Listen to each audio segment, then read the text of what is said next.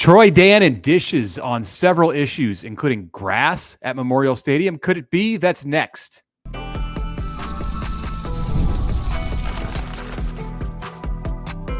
You are Locked On Nebraska, your daily Nebraska Cornhuskers podcast, part of the Locked On Podcast Network, your team every day.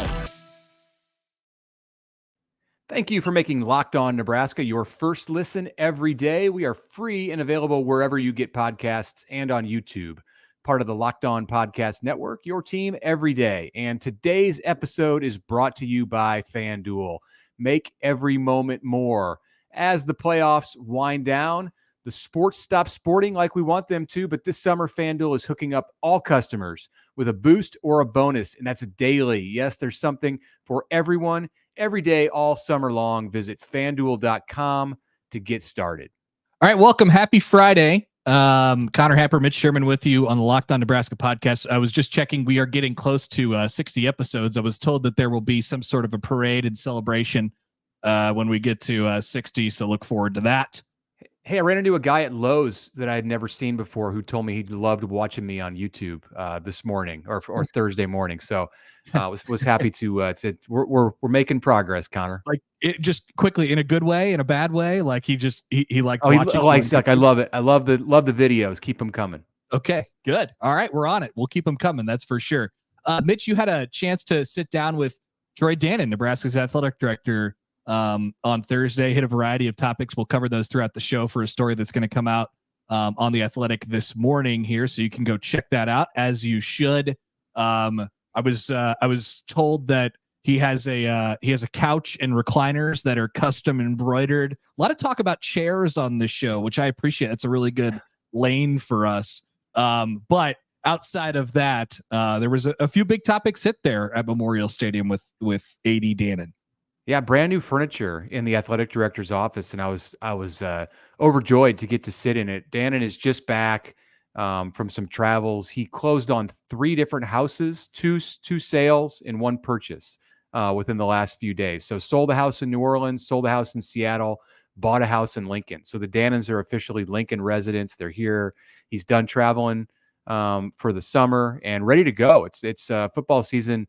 Pedal to the metal for Troy Dannen, the athletic director, and we talked about various stuff. First things first, though, I want to let you know that the turf is coming up at Memorial Stadium. Natural grass is going down, but not until after the 2025 season. So they will play in 2024 this fall with the field turf, and then after this season, like next winter, they're going to rip up the grass outside in front of the Tom Osborne Legacy Complex, put down some new fancy grass with underground heating elements, and see how that goes through 2025. And if all is good, then when the 25 season is over, out comes the turf and in goes grass for the first time since 1969. The artificial turf has been in place at Memorial Stadium since 1970. I know at first it was basically green concrete. And in later years, it's been much more playable. But, hey, 2 knee injuries in the spring game in April. Yep. That was pretty much the death nail for the future of turf at Memorial Stadium. Interesting. That field has undergone a variety of different looks since the mid 60s. The carpet was there for a long, long time. And then, it was the earlier versions of the synthetic kind of field turf, and I don't know if Nebraska ever really nailed it. And then now we're moving toward natural playing surfaces because there's just so much data behind it in the injuries, and Rule has been a huge proponent of it. And it's interesting, I think, because his athletic director, Troy Dannen, who you talked to, I think he thinks about Memorial Stadium and what to do with it a lot differently than his predecessor in Trev Alberts. And yeah. I don't know if Trev was like staunchly against moving to grass, but he always thought about the stadium as a place where you could do all these different things, and they wanted to think about turnaround times for concerts or volleyball games. And turf is, just easier to deal with. You could put all those white slabs of, plastic down on the field and not have it kind of ruin it. And I think Dannen sort of looks at this as our football coach wants to be able to, have this as the premier football stadium and have it work really well for our football team. And so that represents a change, I think, a little bit, and it's interesting to see that that's going into effect. I kind of thought that we were leaning toward doing it after the 24 season, but after 25 works as well. I wonder how the fan base will feel about it. Yeah, they want to wait because they want to see how this heated surface works on the practice fields first, and make sure it's a viable product and that it's not being done for the first time in Lincoln at Memorial Stadium. So it seems like a good measured plan. And Troy Dannen does still want to use Memorial Stadium as a concert venue, as a source of revenue. It's obviously more difficult to do when you've got that grass surface, but I mean, it hasn't stopped NFL stadiums with grass surfaces from selling out for Taylor Swift concerts over the last year or so, and other events. So, I mean, they might have a monster truck pull and then an NFL game a couple of weeks later if the money is right. So there's ways to do it, but clearly it's a more difficult thing to maneuver if you've got that natural surface. Yeah, it's interesting though. I mean, look at, like, I think of Charles Schwab Field in downtown Omaha. They did a Pink concert last August, and they had to put all the white slabs down. They used to do like the Red Sky Music Festival, and it didn't take quite as much of a beating. They did a Pink concert downtown in August last year. It was about 150 degrees, and everybody was miserable at it, but they enjoyed the Pink concert. And that, like, the spot where the stage was discernibly different all throughout the Creighton baseball season, which takes place in March and April, basically in Omaha. And so it's a thing where it's going to be a little bit more difficult, and that's the premier field in college baseball, and they don't have games going on all winter long and stuff like that. So it'll be, I mean, it's going to take a lot of work, a lot of manpower, I think, to have an undertaking like that. Obviously, it's a bigger investment because it's not just a set it and forget it type of thing, but obviously they think it'll be really beneficial to the program in terms of injuries and just the natural cutting and playing surface.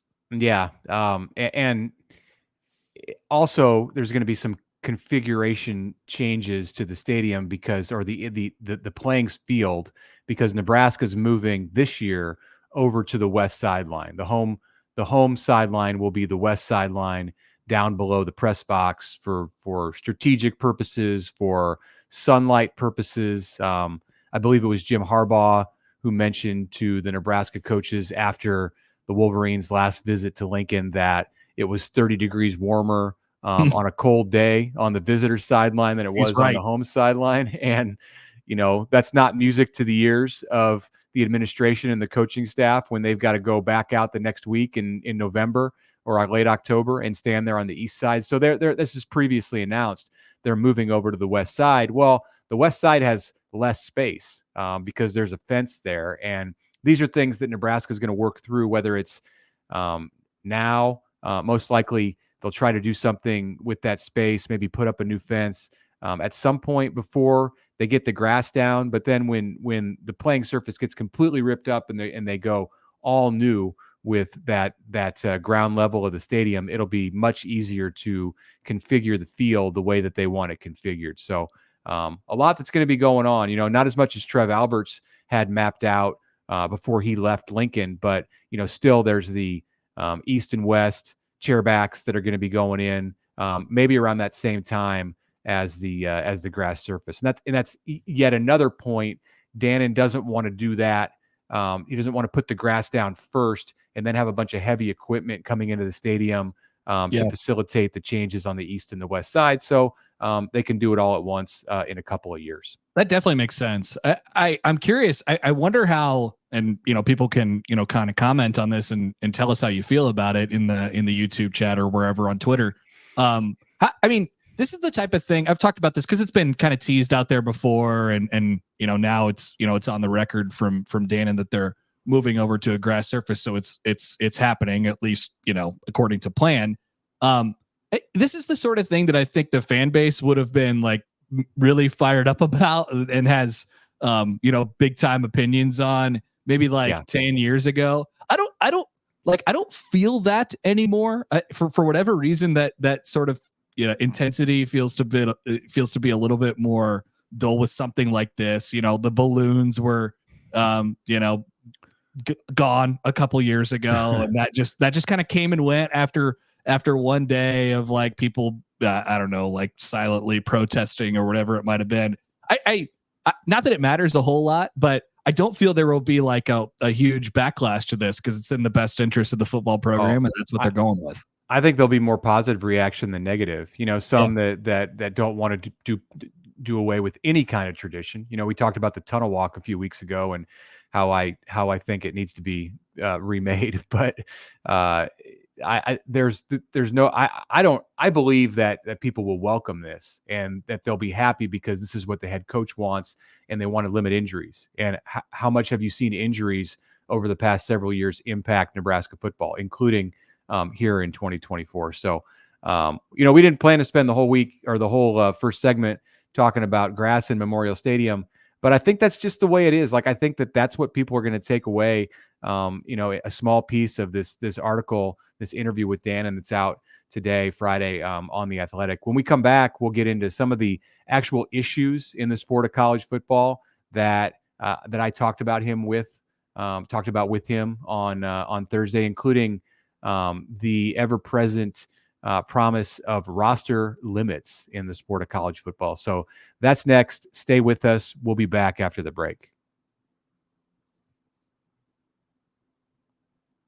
All right, Mitch Sherman here for eBay Motors. Passion, drive, and patience. That's the formula for winning championships. It's also what keeps your ride or die alive. eBay Motors has everything you need to maintain your vehicle and level it up to peak performance. They've got superchargers, roof racks, exhaust kits, LED headlights, and more. I know you've got some of that, Connor. I'm looking myself here right when I get done with this episode. Whether you're into speed, power, or style, eBay Motors has got you covered with over 122 million parts for your number one ride or die. You will always find exactly what you're looking for. And with the eBay Guaranteed Fit, your part is guaranteed to fit every time or your money back because with eBay Motors, you're burning rubber, not cash. All the parts you need at all the prices you want. It's easy to make your car the MVP. Keep your ride or die alive at ebaymotors.com. Eligible items only. Exclusions apply. eBay Guaranteed Fit only available to U.S. customers.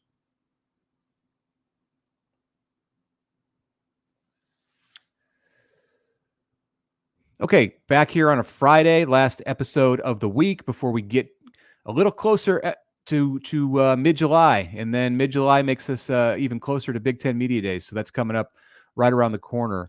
Connor, some sad news that we saw on Thursday night, and I want to mention that Monte Kiffin died at the age of 84. Kiffin, born in Lexington, Nebraska, played at Nebraska for Bill Jennings and then for Bob Devaney, coached for Tom Osborne. He was the DC from 1969 to 1976. So that includes a couple of national championship teams.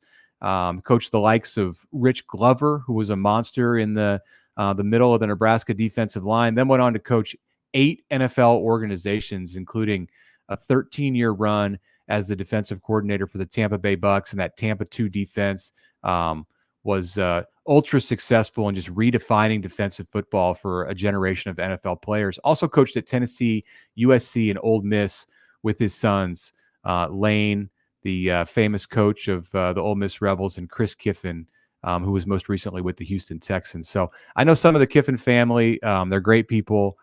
Rest in peace to Monte Kiffin, who was a legend.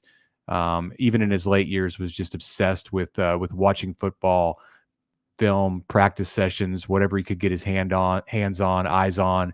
If it was a holiday at the Kiffin house, he could often be found, hidden away somewhere watching football. So our thoughts are with the Kiffin family for sure. As we head into the weekend. Yeah, he was quickly, just one thing. Yeah, I mean, he was like the story of the transition from Bob Devaney to Tom Osborne is super interesting. And he was one of the guys that was, passed up probably for the job. And he just, the story of that time is Tom Osborne rarely had assistant coach turnover. And those guys kind of just stuck around with him, whether or not they were, happy about not getting the job or had a difficult time with it. So certainly a legend of the game. And like you said, redefined defense in college and the NFL. And he was a guy, like some others on that staff that Devaney handed over to Osborne, who were right about Osborne's age. Kiffin was 84. within just a couple of years of the same age as Tom Osborne. And, it was such I wasn't around to see it, but I've heard stories from some of the guys who did coach in that time. And it was such an interesting dynamic to see the way, for people who were fans of Nebraska football and observers of Nebraska football 50 years ago, to see the way that Tom Osborne began his 25-year run. It really as a contemporary to many of his assistant coaches, including Monte Kiffin. Yeah. So, all right.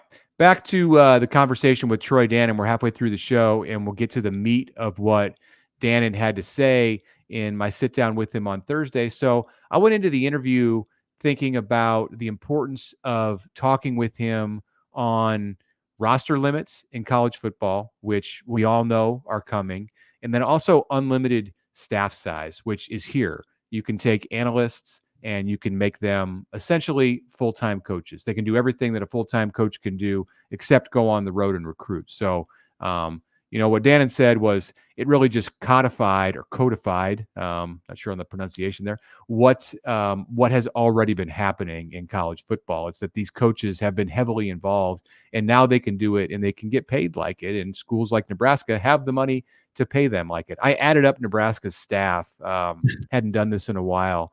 As I was putting this story together, there are 75 people on the football staff now listed on Huskers.com. And that includes, your nutritionists and strength coaches and, everything that goes into putting a football program together. But trainers, that's a lot. That's a lot more than Nebraska's had under any previous coaching regime.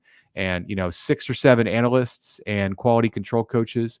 Now they can coach. Troy Dannen interestingly said they're not going to add a bunch of coaches. Yeah. He mentioned that players, they want to play for the coaches who recruited them. So I think that's an interesting thing to point out as we head into this new era.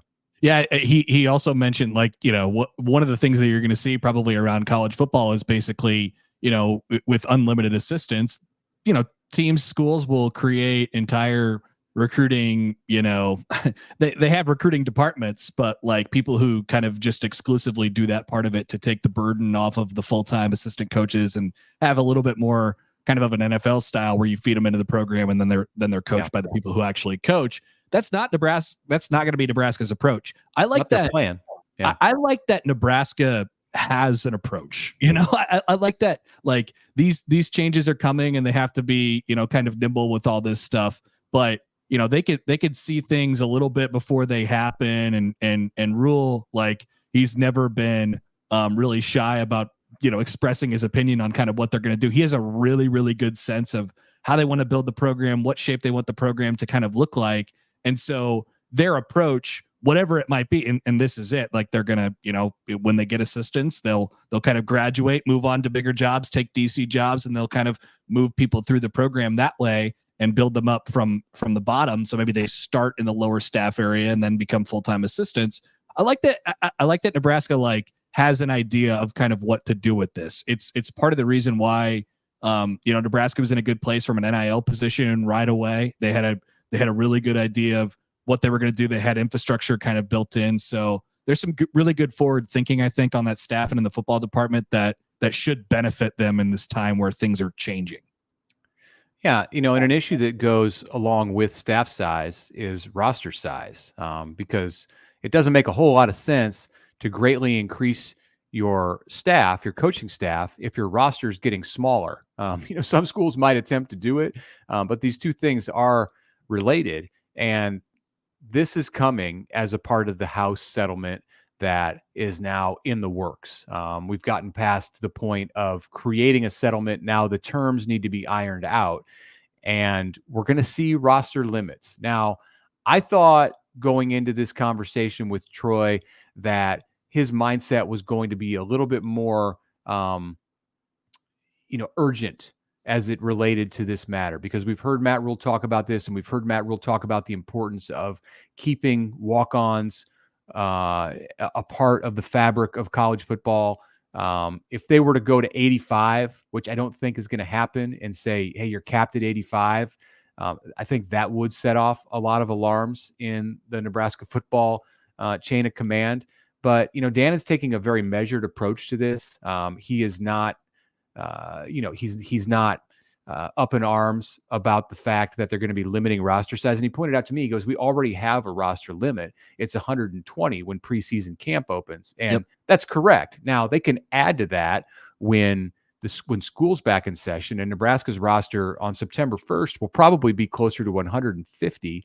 But the reality is, how many of those players are going to play on Saturdays?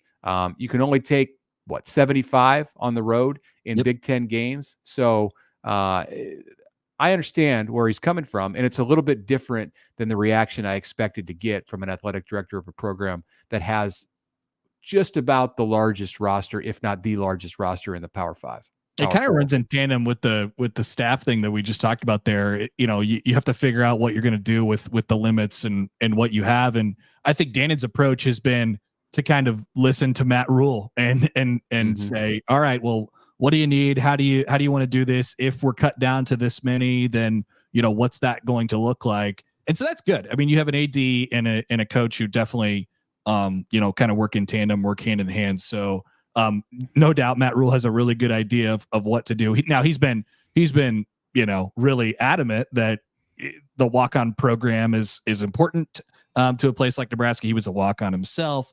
So it's kind of in his DNA, but obviously he understands the importance of it at Nebraska. That doesn't go away.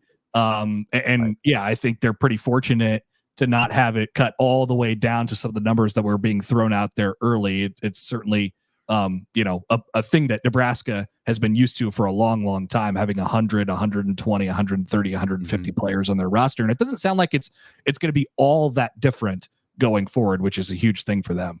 I could see it being 110, which is going to be a significant cutback for Nebraska, and perhaps they'd be able to phase it over years. You don't want to just hand 40 players pink slips on some day in 2025, and I think that the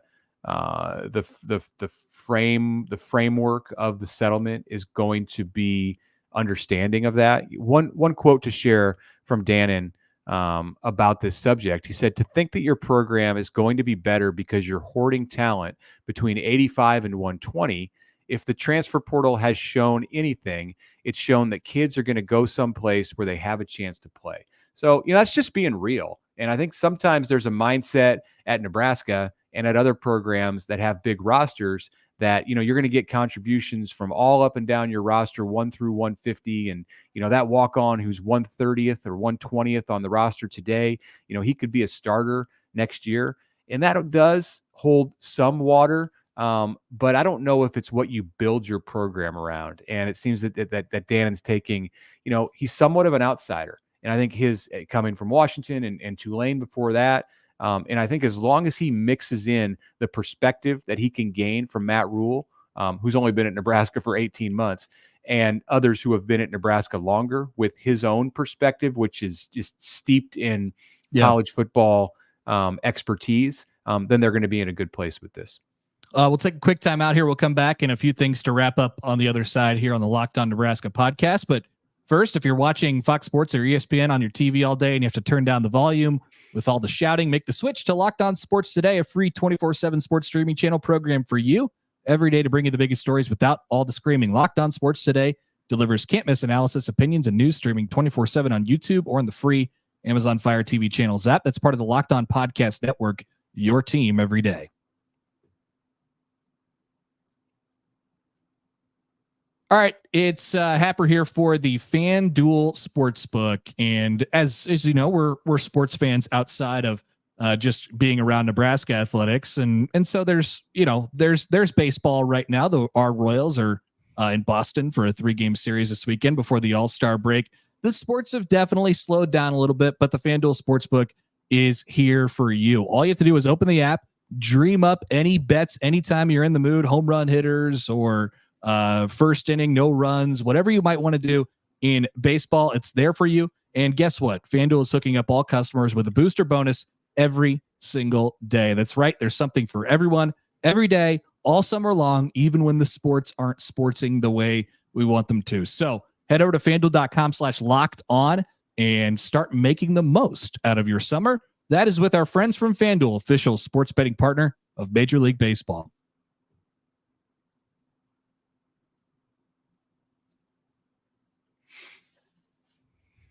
All right, final segment here on this Friday. Anything else from Dannen that we want to get to from the story that's out this morning on The Athletic, or did we kind of cover it all, Mitch?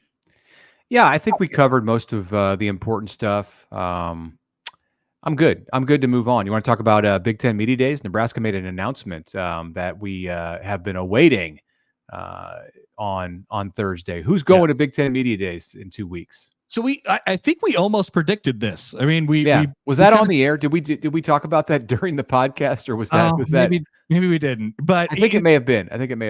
Okay, we'll say it was. We predicted it exactly right.